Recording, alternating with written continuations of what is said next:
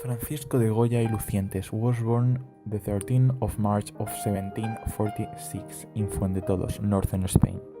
The family later moved to Zaragoza, where Goya's father worked as a glider. At about the age of 14, Goya was apprenticed to José Luzuan, a local painter. Later, he went to Italy to continue his study of art.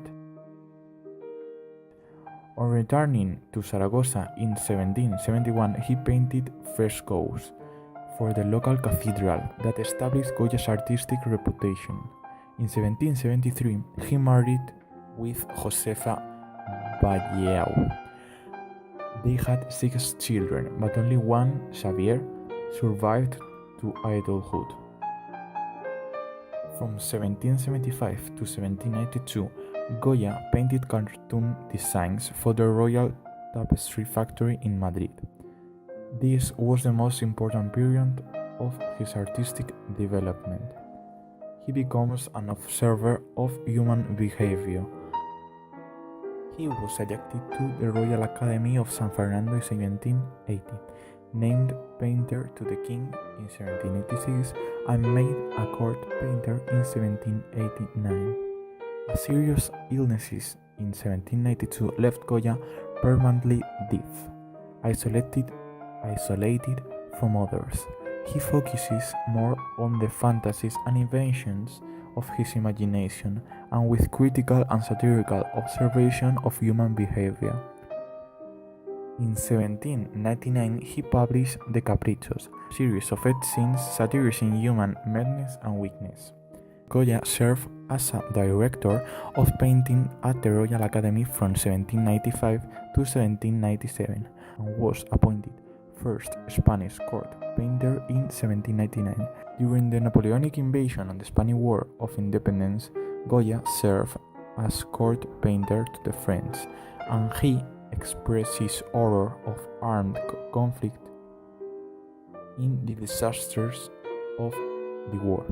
Realistic etchings of the atrocities of the war. When the Spanish monarchy was established, his work was not liked by the new king. After that, he was called to explain his early portrait, The Naked Maja, one of the few nudes in Spain at that time. From 1819 to 1820, Goya lived in seclusion in a house outside of Madrid, free from court rules. He developed a personal style that we can see in the black paintings, and continued working until his death on the 16th of April of 1828.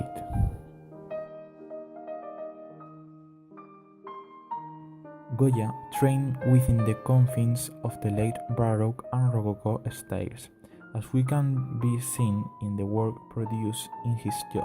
His journey to Italy brought him into contact with the styles of Classicism and Neoclassicism, the influences that can be seen in some of his work at the Carthusian monastery in Aula de Jin in Zaragoza. We can see different styles. At the tapestry cartoons, the Rococo was the most important style used, with subjects full of joy and vivacity. He allowed Neoclassicism to influence him in some of his religion and mythological works, but he felt uncomfortable with the new style, which was becoming increasingly fashionable. So he decided to follow his son's aesthetic sensibilities, based on Velázquez, Rembrandt, and nature. Portraits and other works, the influence of Velázquez can be seen in Goya's treatment of space, light, and techniques. This tendency became more and more pronounced to an almost impressionistic degree from 1800 onwards. Goya's portrait became a new genre, direct, psychological, and realistic. Etching and aquatine were the predominant types of engraving used by Goya, in which he created a series of works which were inspired by his personality and imagination.